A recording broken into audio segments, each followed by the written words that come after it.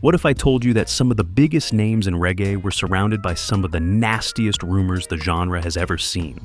From Bob Marley, whose death was rumored to be part of the CIA's plan, to Vybz Cartel, who allegedly worked with a notorious Spanish town gang to plan an attack on Popcan after a stage show in Hellshire, St. Catherine.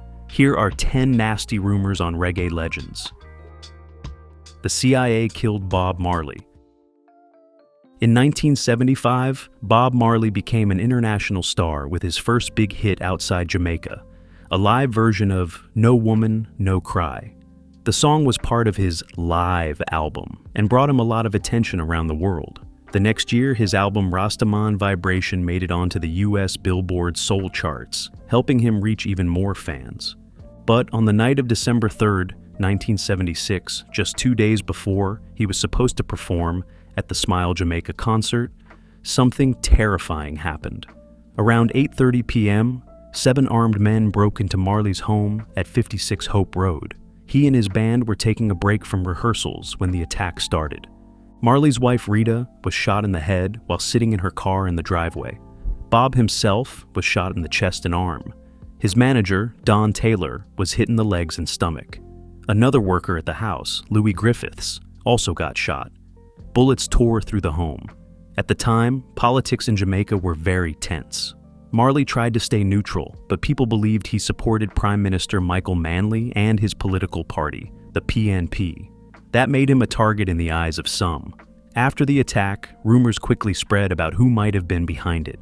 One author, Timothy White, said he heard from both Jamaican officials and U.S. sources that the attack might have involved a local gunman, Carl Baya Mitchell, who was possibly working with the CIA. Another name mentioned was Lester Jim Brown Koch, who some say led the attack. Don Taylor, Marley's manager, later claimed that he and Marley had seen the shooters in court, and that the gunmen were eventually executed. According to Taylor, one of the attackers said they were paid with drugs and guns, and that the job was for the CIA. Even the U.S. Embassy sent a message titled, "Reggae Star Shot," saying the motive was probably political. Some believed it was an attempt to stop the concert. Others thought it was a plan to turn Marley into a symbol for the youth and help the PNP win support. Interestingly, although several people were shot, including Bob, most of them only had minor wounds. When Marley passed away in 1981, more rumors started to swirl. He died of cancer, specifically melanoma, a type that began in his toe and later spread to his brain. This type of cancer is more common in people with lighter skin, so some people began to question how Bob, a black man, could have developed it. But doctors explained that in darker-skinned individuals, melanoma often appears in hidden areas, like under the toenails or on the soles of the feet. Still, for many people, the story didn't sit right. Some believed Marley had been targeted because of his Rastafarian faith and political influence. And then came the wildest rumor of all. According to a viral online post, a supposed CIA agent came up with a plan to get close to Bob. On the day of the Smile Jamaica concert, a man who said he was an American photographer showed up, excited to film the event. He even gave Bob a gift, a pair of shoes. As the story goes, when Bob tried on one of the shoes, he shouted in pain. Inside, they found a sharp piece of metal, or copper, sticking up. Some people believed it was poisoned or even radioactive. Just 5 months later, doctors found Marley's cancer after he went to the hospital for a toe injury during a soccer match. Peter Tosh. Peter Tosh was one of Jamaica's most powerful voices in reggae music. He started out with Bob Marley and Bunny Wailer as part of the Wailers, one of the most famous reggae groups of all time. After the group split up in the mid-1970s, Peter went solo and used his music to speak out about injustice, especially for the poor, black people, and Rastafarians. He wasn't afraid to call out the Jamaican government, the police, or even international powers. He wanted change, and he wasn't quiet about it. But in 1987, his life came to a sudden and tragic end. On the night of September 11th, 1987, Peter was at his home in Kingston, Jamaica, hanging out with some friends. Among them were musician Michael Robinson and a man named Wilton Brown. That evening, a group of armed men burst into the house. The leader of the group was Dennis Lobban, a man Peter actually knew. In fact, Peter had even helped him in the past, which made what happened next even more painful. The gunman ordered everyone to lie face down on the floor. They were looking for money and valuables, but when they didn't get what they wanted, things quickly turned violent. For hours, the group was held hostage. The attackers became more and more aggressive. Eventually, they started shooting. Peter was shot several times in the head, chest, and stomach. The injuries were so serious that he died right there in his home. Several of his friends were also hurt and rushed to the hospital. After the murder, the Jamaican police began their investigation. Dennis Laubin was soon arrested and charged with the crime. He admitted in court that he was involved. According to Laubin, he thought Peter owed him money. Some people in Jamaica said that Laubin had once taken the blame and gone to prison for something Peter had done, and now that he was out, he expected Peter to take care of him. When that didn't happen, he snapped. Laubin was found guilty and sentenced to death in 1988, though his sentence was later changed to life in prison. Still, not everyone believed the case was that simple. Rumors started to spread that there was more going on behind the scenes. Some people whispered that Bob Marley's wife Rita might have had something to do with it. Back then, there was a legal fight going on over Bob Marley's music studio, Tough Gong, and Peter and Bunny Wailer were trying to claim part of it. That made things messy. Bunny even gave an interview at the time, calling Rita names and accusing her of being involved with Peter while still married to Bob. There was no proof of any of this, but the gossip ran wild. But the biggest rumor of all was that Peter Tosh's murder wasn't just a robbery gone wrong, but a planned killing. Peter had made a lot of enemies in high places. He spoke out boldly against apartheid in South Africa, demanded the legalization of marijuana, and often called out police brutality. His voice was getting louder around the world, and some believed powerful people saw him as a threat. Could someone have wanted him silenced? Nobody knows for sure. The official story remains that it was a robbery that turned violent. Buju Banton was a drug dealer. In December 2009, reggae star Buju Banton was arrested by drug agents in Miami. U.S. authorities charged him with trying to sell and move over 5 kilograms of cocaine. After the arrest, he was taken to Pinellas County Jail, where he stayed until his trial. During the trial, which lasted 6 days in Tampa, Florida, the court saw and heard serious evidence. There were audio recordings of Buju talking about drugs, prices, and how to smuggle them. They also played a video showing him with a known drug dealer who was secretly working for the government inside a warehouse controlled by the police. In that video, Buju was seen tasting cocaine from a bag. That informant was later said to have been paid $50,000 for setting up the case. But even with all that, the jury couldn't agree on a final decision. So, the judge declared a mistrial in September 2010. Buju was released on bond a few months later, in November. Around this time, a lot of people began to talk. Rumors spread that maybe Buju really was in the drug trade. People pointed to the video and audio recordings and said, "That doesn't look like a setup." The rumor only got louder after what happened next. In February 2011, Buju was found guilty. The court said he was part of a plan to sell cocaine, that he had a gun while involved in drug activity, and that he used phones to help make the deal happen. He was found not guilty of one charge, attempted possession of the drugs, but the other charges were enough. A few months later, Buju was sentenced to 10 years and 1 month in a U.S. federal prison. But even after being found guilty, Buju kept saying he was innocent. He said he never planned to go through with any drug deal. In his own words, he was just running my mouth. And when the full story came out, many people started to believe he might have been telling the truth. Here's what really happened, according to the trial. Buju had just finished a European tour in July 2009 and was flying from Madrid to Miami. On the flight, by pure chance, he ended up sitting next to a man named Alex Johnson. They didn't know each other, but over the next 8 hours, they started talking, drinking, and joking around. They talked about women and cars. And at some point, the topic turned to drugs. Buju later said in court that they were both trying to show off. He bragged about knowing drug dealers in the Caribbean, but there was never any proof he actually did. Johnson, on the other hand, claimed he was a Colombian drug runner who smuggled cocaine by boat. However, Johnson wasn't a drug runner at all. He was an ex-convict who had worked for over 14 years as a paid informant for the DEA. And he had just found his next target. After that flight, Johnson tried for months to stay in touch with Buju. He called him, texted him, and tried to arrange meetings. But Buju kept dodging him.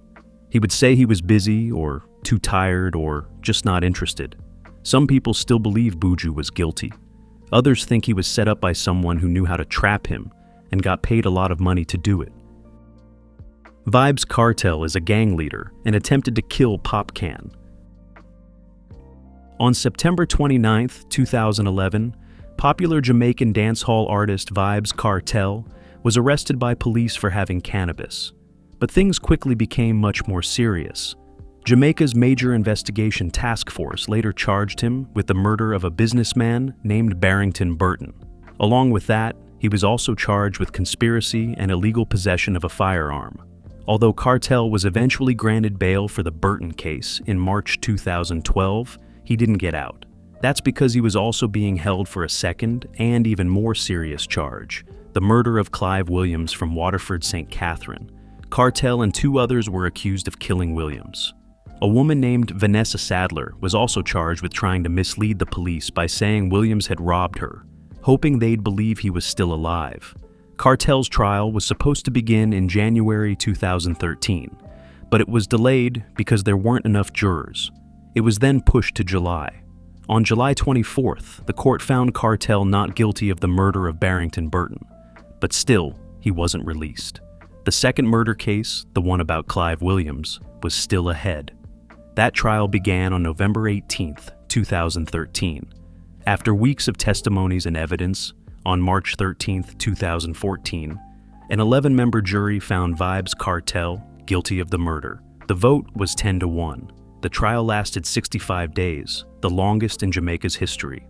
Then, on April 3, 2014, Kartel was sentenced to life in prison. Because of how powerful and controversial Kartel was, the story didn't end there. Soon after, rumors started swirling. Some people began to say Kartel wasn't just a DJ. He was also a gang leader, and the most shocking rumor was that he had tried to have his former protege, Popcan, killed. In 2016, a Jamaican YouTube channel called Politrix Watch, run by a mysterious vlogger named Sir P, who claimed to be a former police officer, dropped a bombshell. Sir P said that Kartel was jealous of Popcan. He claimed that Popcan's success, especially his close friendship with rapper Drake, who had even gifted Popcan a Range Rover, had made Kartel bitter from behind bars. According to the vlog, Kartel allegedly worked with a notorious Spanish town gang to plan an attack on Popcan after a stage show in Hellshire, St. Catherine. The plan, Sir P said, was to ambush Popcan on the road. But just in time, the police reportedly intercepted Popcan's convoy and escorted him to safety without Popcan even knowing his life was in danger. The rumor grew stronger after Kartel's name came up again during a different trial, this time about gang activity. A key witness said to be a former gang member testified in court that Kartel had made phone calls from prison, giving orders to the One Don gang. The witness didn't name Popcan directly, but he spoke of an attempt on the life of an entertainer on Hellshire Road, matching the story told by Sir P. He also linked Kartel to other crimes, including a double murder in Waterford. Don Drummond was killed by the government. Don Drummond was one of Jamaica's most talented musicians. He helped shape the early sound of ska music. As a founding member of the Skatalites, Don helped create some of the group's most famous tunes. His gift was so special that some people said the famous pianist George Shearing once called him one of the 5 best trombonists in the world. He became deeply involved in the Rastafari movement, inspiring many other musicians to follow. But behind the fame, Don was dealing with serious mental health issues. At that time, people didn't understand mental illness very well. Still, those closest to him knew he had bouts of depression and unstable behavior that were getting worse. On January 2, 1965, Don's girlfriend, Anita Mahfood, was found dead in their home. She had been stabbed 4 times in the chest. Don told the police that she had stabbed herself, but the authorities didn't believe him. In 1966, Don was found guilty of killing Anita, but instead of being sent to prison, he was declared criminally insane. He was sent to Bellevue Asylum in Kingston, Jamaica's main mental hospital. 4 years later, in 1969, Don Drummond was dead. The official report said he died of natural causes. Some believed it was heart failure, possibly due to malnutrition or the medications he had been given. But that wasn't the end of the story. Rumors began to spread, and people didn't believe it was natural at all. In the streets of Kingston, people started speculating that the government wanted him gone because of his growing influence in the music world. Others wondered if gangsters had killed him, seeking revenge for Anita's death. But a writer named Heather Augustin, who spent more than 2 years researching Don's life, looked deeper. After going through records and testimonies, she discovered it was likely the medications Don was given at Bellevue that caused his death. At the time, those drugs were commonly used to treat mental illness, but years later, they were banned because they were found to be dangerous. If you are enjoying this video, appreciate it by giving it a thumbs up, and if you have not subscribed, what are you waiting for? Hit that subscribe button. Ninja Man faked a health issue to evade justice during a court session. Ninja Man was one of the most talked about figures in Jamaican dancehall. He rose to fame in the late 1980s and early 1990s with gritty lyrics, a tough guy image, and an aggressive, stuttering way of performing that fans either loved or feared. Songs like Murder Dem, Permit to Bury, and Above the Law helped build his reputation as a rude boy who glorified violence and life on the streets. His music often clashed with other big names like Supercat, Floor Gone, and Shabba Ranks, sparking fierce rivalries and onstage battles. But that hardcore image eventually caught up with him. By the mid-90s, people started pushing back against Ninja Man's gun-toting lyrics. Critics and promoters distanced themselves, which led to fewer stage shows and studio time. Then, in 1997, Ninja Man announced a change. He had turned to Christianity, left dancehall behind at least for a while, and started performing gospel reggae under a new name, Brother Desmond. However, in March 2009, Ninja Man found himself back in the headlines, this time for all the wrong reasons. He was arrested along with his son, Janiel, and another man in connection to the murder of Ricardo Johnson, a 20-year-old man from Kingston. According to police reports, Ninja Man and his crew entered a yard in Olympic Gardens and opened fire. Their intended target escaped, but Johnson was fatally shot. Ninja Man was granted bail in 2012, but his case was plagued by delays. At one point, the trial had to be pushed back because not enough jurors showed up. Only 15 came when they needed at least 58. By 2015, the court had had enough. After another attempt to delay the case, the judge ordered the trial to begin. That's when things got dramatic. During the testimony of a witness, Ninja Man suddenly complained of chest pains and was rushed to the hospital. Doctors later said he had a mild heart attack. News of his collapse spread like wildfire online. Some fans panicked, thinking he had died. Others weren't so sure. People started whispering if he was faking it. Some said Ninja Man knew he was going to be found guilty and was pretending to be sick to earn sympathy or get his sentence reduced. These rumors only grew louder on social media, especially among fans abroad. In the end, it didn't matter. On November 20th, 2017, Ninja Man was found guilty of the 2009 murder. A month later, on December 18th, he was sentenced to life in prison. He would be eligible for parole after serving 25 years. Lee Scratch Perry had mental problems. In 1973, legendary Jamaican producer Lee Scratch Perry decided he wanted full control over his music. So he built a studio right in his own backyard. He called it the Black Ark, and it became one of the most important places in reggae music history.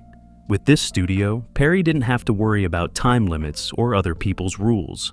He could create freely day or night, as long as he wanted. That freedom allowed him to help shape the sound of many famous reggae artists like Bob Marley and the Wailers, Junior Murvin, the Heptones, the Congos, and Max Romeo. Perry also launched his own label, Black Ark Records, where many of these songs were released. Even though he only used basic, sometimes outdated equipment, Perry made music that sounded rich, layered, and one of a kind. He had a way of working magic with very little, using strange sounds and clever mixing tricks that no one else dared to try. He was known to spend days in the studio without eating much, drinking, or seeing anyone, just locked in, focused entirely on the music. But with time, people around him began noticing that something had changed. Perry started behaving more and more strangely. His actions became unpredictable. Then, in 1979, something shocking happened. One day, Perry covered almost every wall, floor, and surface in the Black Ark with strange drawings and mysterious messages. Not long after that, the entire studio burned down. Perry said he set the fire himself. When people asked why he would destroy the very place that gave him so much success, Perry claimed he did it to get rid of unclean spirits. In interviews, he even talked about burning the tops of his microphones to clean them and said he needed to absorb the energy of his kids playing above him while he worked. He once said, "I need the energy of youth. That's the good energy." Still, the story didn't sit right with everyone. Some people started to speculate, why would someone burn down their own legendary studio? Was it really about spirits or something deeper? A Rolling Stone article titled "Reggae's Mad Scientist" offered some clues. It painted a picture of Perry as someone both brilliant and deeply unusual. According to the article, people over the years have called him many things: a genius, a madman, a trickster, and a prophet. By then in his 70s, Perry was living in a small village near Zurich, Switzerland, with his partner Mireille and their 2 kids. Mireille, once a dominatrix, had her own battles with Perry, mainly about his messy lifestyle. She told the writer, "I am tidy, so I give him this room to make his mess, but he must learn to be clean in the house." To protest what he saw as forced cleanliness, he reportedly did some very odd things. According to the article, he would defecate in champagne glasses and either place them around the house or bury them in the backyard.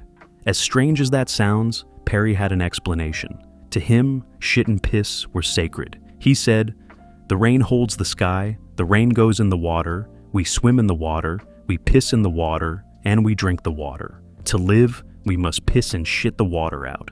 I believe in my piss. I believe in my shit." Lucky Dube was killed because they thought he was a Nigerian. On the evening of October 18th, 2007, the world of reggae lost one of its most beloved voices. Lucky Dube, a South African music legend, was shot and killed in Rosettenville, a suburb of Johannesburg. It happened just after he had dropped off 2 of his 7 children at their uncle's house. He was driving a Chrysler 300C, a fancy car that stood out on the street.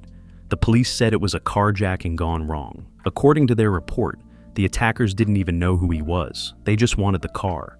But Lucky Dube ended up dead. Still, as the case unfolded, another story began to surface. A woman named Mfo Maropeng, who was married to one of the men originally charged but later released, gave testimony that stirred public curiosity. She said her husband, Thabo Maropeng, came home the day after Dube was killed and told her what had really happened. According to Mfo, Thabo told her that 4 men, including himself, had been driving around in a VW Polo in Rosettenville. While they were parked, a Chrysler C200 pulled up nearby. 2 of the men, accused numbers 1 and 2, got out and approached the Chrysler. Thabo and another man stayed in the car. Then they heard a gunshot. Thabo said he was told to go check what had happened. He walked up to the car, placed both hands on the roof, and looked inside. Then another shot rang out. The 2 men returned to the Polo, and they all drove away. When Mfo asked Thabo why they had shot Lucky Dube, he gave an answer that caught many people off guard. He said that one of the shooters, Mbuti Mabe, told him afterward that they didn't know it was Lucky Dube. He thought the man in the Chrysler was a Nigerian national. That small detail, he thought it was a Nigerian, sparked rumors. Some people began to speculate that maybe this wasn't just a random carjacking. In South Africa, there have been tensions between locals and foreign nationals, especially Nigerians. People wondered if xenophobia had played a part in the killing. Whatever the truth was, 5 men were arrested in connection with Dube's murder. 3 of them stood trial and were found guilty on March 31st, 2009. 2 of the men even tried to escape prison, but were caught. Eventually, all 3 were sentenced to life behind bars. Panhead was assassinated. Panhead was one of the rising stars in Jamaica's dancehall scene during the late 1980s and early 90s. He first came on the scene in 1985, performing with popular sound systems like Love Vibration and Scorpio. After a few years of working hard, he released his first single, Gimme Lickle Lovin', in 1988. From there, his music started picking up speed. Songs like Respect Gunman, Punny Printer, and Gunman Tune quickly became favorites in Jamaica. His rough voice and confident style made him stand out. and he soon found himself performing alongside big names like Buju Banton, Beanie Man, and Capleton. People in the industry believed Panhead was on his way to becoming a huge star. In October 1993, Panhead was leaving a dance in Spanish Town with two of his friends when three gunmen approached and opened fire. Panhead was shot and killed. The news of his death shocked the music community. The police said it was a robbery gone wrong, but not everyone believed that. People in Kingston's music circles began to speculate that Panhead had been targeted. Some said the way it happened felt too planned to be random. Others claimed he had enemies, people who didn't want to see him rise.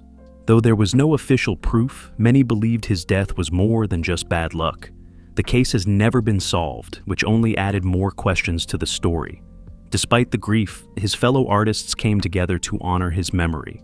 Capleton released a song called Cold-Blooded Murderer. Buju Banton dropped a powerful single titled Murderer.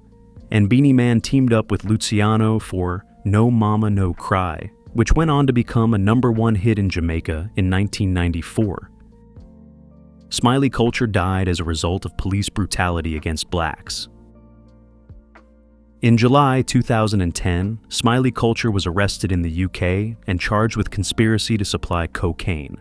It was a shocking moment for fans of the reggae artist. On 28 September, he stood in front of a judge at Croydon Magistrates Court in London. His trial was set to begin in March 2011, but just days before the trial, something tragic happened. On 15 March 2011, police arrived at Smiley's house in Warlingham, Surrey, with a search warrant. They were investigating the import of Class A drugs. About an hour and a half after they entered the house, news broke that Smiley culture was dead. The official story was that he had stabbed himself once in the chest. A post-mortem confirmed it. The Independent Police Complaints Commission launched an investigation, but their final report was never made public, not even to Smiley's family.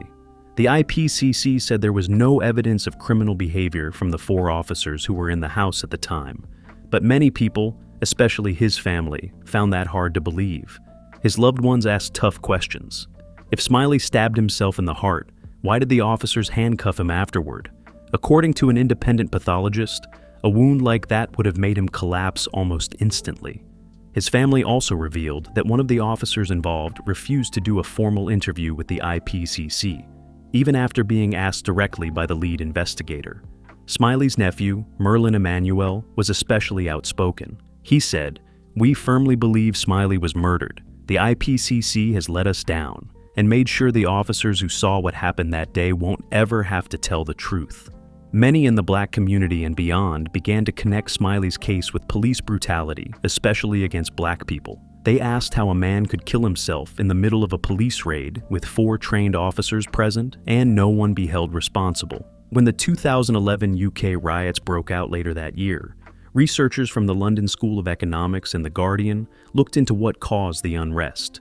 Smiley culture's death was listed as one of the triggers. Which of these rumors do you think is true?